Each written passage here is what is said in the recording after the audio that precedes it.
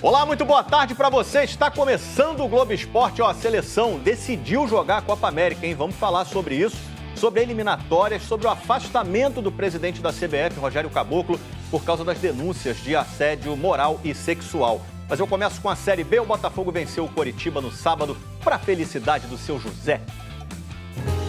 Essa loja já saía muito cara. Se tivessem abrido uma loja de uma lanchonete... Abrido não existe, Matheus. Pelo amor de Deus. Ninguém, cara. O seu José é daquelas pessoas que não suportam erro de português. Foi aí que surgiu a ideia do filho Matheus. Meu pai sempre, desde pequenininho, ele me corrige, né? E eu já sabia que se eu filmasse a reação dele com erros de português que eu cometo aqui em casa, o pessoal ia se identificar bastante e acabamos viralizando, né? Viralizou. O Matheus já tem mais de 600 mil seguidores. Eu sei que tem muita gente que também é intolerante com erro de português. A gente vamos que horas lá pegar o carro, o mecânico? Além dos erros de português, outra coisa que tira o seu José do sério são os erros do time dele, o Botafogo. Pior que o time tá bom, só falta finalizamento. Porque quando começar a finalizar...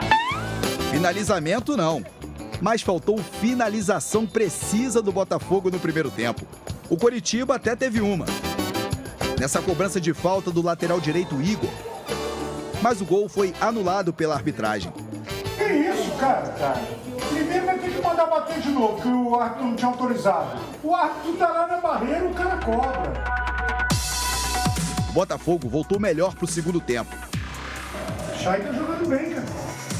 Chay cobrou escanteio e no bate-rebate, a bola bateu na mão do Rafinha. É agora! Cara, o cara tava com a mão assim, aqui em cima. O cara reclama ainda. A bola veio do próprio companheiro. Vindo do próprio companheiro, não tem ação de bloqueio. Bola na mão, não foi pênalti. Marco Antônio bateu e no rebote fez 1-0. Marco Antônio no rebote, numa defesaça do Wilson. E Chay, que o seu José tinha elogiado, garantiu a primeira vitória do Botafogo na Série B. Chay recebeu, bateu cruzado, bateu na categoria. O Botafogo volta a campo no próximo domingo contra o Remo em casa. O atacante Rafael Moura, recém-contratado pelo clube, passou por avaliações físicas e já está treinando com o time. Dependendo de como o jogador participe das dinâmicas de trabalho durante a semana, dele poder já ficar apto para ir para o jogo. Já o seu José segue atento aos erros de português do filho e aos passos do Botafogo. E é por isso que eu canto assim, é por ti? Fogo! Aí. A venda do Gerson para o Olympique de Marselha da França não resolveu as finanças do Flamengo esse ano. O valor vai ser parcelado. Então, nesse ano vão entrar 31 milhões de reais. O clube prevê mais 90 milhões em vendas para não fechar o ano no vermelho. O Flamengo volta a jogar quinta-feira pela Copa do Brasil contra o Coritiba. Atenção, alerta de golaço! Você vai ver daqui a pouco, tá? E atenção, alerta de gol bizarro! Você também vai ver já já. Começamos com os gols mais tradicionais, como esse de cabeça do Jadson. Atlético Paranaense 1, Juventude 0. Ele fez também o segundo. E no finzinho teve o gol do Nicão. 3-0. O Atlético Mineiro ganhou do Sport graças à força do Hulk. Cortou para o pé esquerdo e soltou a bomba. 1-0. Mesmo placar da vitória do Corinthians sobre o América Mineiro. Pênalti do Marlon no Gustavo Mosquito.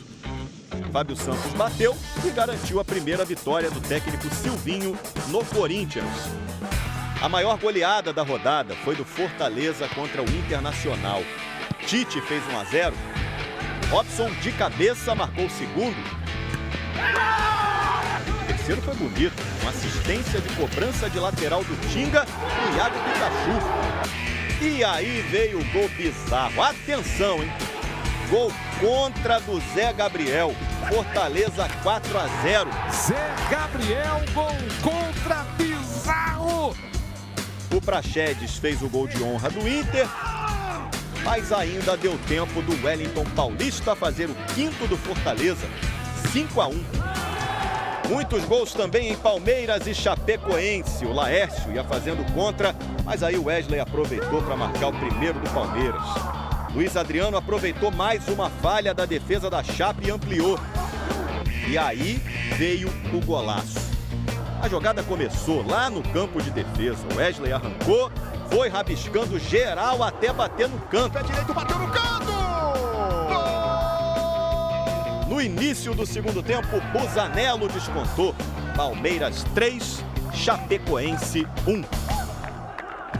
Nas quartas de final de Roland Garros, o número 1 do mundo levou um susto danado. Sérgio, se assiste a Roland Garros ao vivo no Sport TV 3. Kawhi Leonard e Luka Doncic. Quando esses dois arremessam, geralmente a bola cai na cesta. Kawhi fez 28 pontos, Luka 46.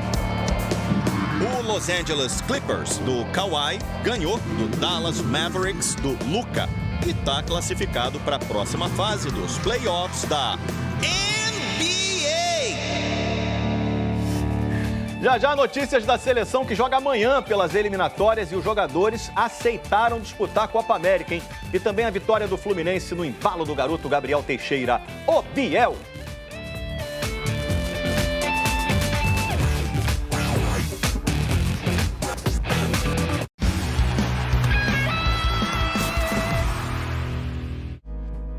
A Comissão de Ética da CBF afastou Rogério Caboclo da presidência da Confederação por 30 dias. Ontem, o Fantástico exibiu uma reportagem da Gabriela Moreira e do Martim Fernandes com áudios gravados pela funcionária que acusa Caboclo de assédio moral e sexual. Essa gravação foi feita no dia 16 de março deste ano, na sala de Caboclo. Eu tinha te jurado que eu ia falar sobre particulares. A promessa não foi cumprida. Segundo a funcionária que fez a denúncia, esse foi mais um episódio de assédio moral e sexual. A funcionária nega a bebida mais de uma vez. Ela então corta a conversa e diz que acha melhor ele não perguntar mais nada, porque está ficando sem graça. Mas Rogério Caboclo abaixa o tom de voz e pergunta. O diálogo é encerrado naquele momento por ela, que sai da sala. Optamos por não divulgar a voz da mulher para evitar o constrangimento dela. O documento de 12 páginas entregue pela funcionária relata um dos momentos mais humilhantes, que teria ocorrido no fim de um dia de reuniões virtuais no apartamento de Caboclo, em São Paulo. Segundo ela, ao fim dos compromissos, Caboclo deu a ela um biscoito para cachorros. E após a recusa, ele a chamou de cadelinha. Em nota de defesa, Caboclo nega que tenha cometido assédio, mas reconhece que houve brincadeiras inadequadas e diz que as partes negociaram um acordo de 12 milhões de reais, segundo ele, em troca da não divulgação da gravação. Segundo a defesa da funcionária, não houve pedido de indenização por parte dela. Houve uma oferta que foi recusada. Na denúncia, ela diz que, se aceitasse, teria de cumprir algumas exigências, entre elas, mentir à imprensa, dizendo que os assédios nunca ocorreram e jamais revelar os abusos que sofreu. A funcionária não concordou e decidiu denunciar Rogério Caboclo formalmente. No documento que protocolou, ela pede que o presidente da CBF seja investigado e depois punido pela legislação brasileira e que ela seja reconduzida às funções como secretária da entidade. Que coisa, hein? Ó, amanhã tem Brasil e Paraguai pelas eliminatórias. Você vai ver ao vivo na Globo depois de Império. Eu vou para Porto Alegre, a seleção está em Porto Alegre ainda, conversar com o Guilherme Pereira. Essa decisão dos jogadores de disputar a Copa América, Guilherme, ela aconteceu depois do afastamento do Rogério Caboclo? Tem alguma relação? Isso mesmo, Escobar. Tudo bem? Boa tarde para você e para todos. Sim, os jogadores decidiram participar da Copa América que começa no próximo domingo, mas eles só devem se manifestar depois do jogo de amanhã contra o Paraguai. Nesse manifesto, eles vão deixar clara a insatisfação com o evento, com a organização e com Rogério Caboclo. Eles também querem deixar claro que a decisão não tem uma conotação política. A entrada do debate político na seleção brasileira irritou jogadores e comissão técnica. A saída ontem do Caboclo, a queda de Rogério Caboclo, também diminuiu o clima na seleção brasileira, fortaleceu o técnico Tite e por isso as coisas caminharam nesse sentido. Vamos falar um pouquinho de futebol, porque amanhã tem jogo contra o Paraguai, jogo importante pelas eliminatórias da Copa do Mundo. Hoje, no treino, último treino aqui em Porto Alegre, antes da viagem para o Paraguai, o técnico Tite indicou que a seleção pode ter uma mudança, a saída de Gabigol e a entrada de Gabriel Jesus. Ontem, quando o Caboclo foi afastado da CBF, a seleção estava treinando. E é claro que a notícia trouxe impactos para cá, como vai nos mostrar o repórter Eric Faria. É ali, no campo, que por poucas horas, Tite e os jogadores conseguem relaxar. Justamente na hora de treinar, é quando o ambiente está mais calmo. Poucas vezes, com a seleção reunida, tantos assuntos sérios se misturaram aos temas mais óbvios. Quem vai jogar? Douglas Luiz? Fred? Paquetá? Qual o melhor jeito para anular o adversário? Por que essa ou aquela opção? Gabigol? Firmino? Perguntas que praticamente desapareceram nessa rodada dupla das eliminatórias para a Copa do Catar. Daqui a pouco, a seleção deixa Porto Alegre e viaja para Assunção como líder, com 5 vitórias em 5 jogos, com o melhor ataque e com a melhor defesa. Mas na bagagem vai levar também uma tremenda expectativa. Quando fala alguém, fala o grupo, falam todos os jogadores, então acho que... Com o Tite junto. Com o Tite e com a comissão técnica. Tem que ser aqui unânime, tem que ser todos juntos. Será depois da partida contra o Paraguai que os jogadores e a comissão técnica vão se manifestar publicamente sobre a Copa América. Mas a decisão já foi tomada. Eles vão disputar a competição que começa no próximo domingo aqui no Brasil. Esse debate começou há uma semana, ainda na Granja Comari, quando o governo federal e a CBF aceitaram receber a Copa América. Os jogadores ficaram insatisfeitos por não terem sido ouvidos sobre essa decisão e se reuniram com o Rogério Caboclo, que ainda como presidente da CBF bancava a organização do evento. Mas ontem ele foi afastado por 30 dias da presidência da entidade, a mando da Comissão de Ética da CBF, após os repórteres Gabriela Moreira e Martim Fernandes revelarem um caso de assédio sexual de Rogério Caboclo a uma funcionária da Confederação Brasileira de Futebol. Após o afastamento de Rogério Caboclo, o vice-presidente Antônio Carlos Nunes assumiu o cargo interinamente. A seleção olímpica está se preparando para os Jogos de Tóquio e amanhã tem mais um amistoso ao vivo na Globo. É contra a Sérvia, 2 da tarde, logo depois do Jornal Hoje, né? E faltam só 46 dias para as Olimpíadas. No Mundial de Judô, disputado na Hungria, o Eric Takabataki venceu logo na estreia o sul-coreano Harin Lee e se classificou para as Olimpíadas na categoria até 60 quilos. Depois ele acabou eliminado do Mundial, mas pelo menos garantiu a vaga.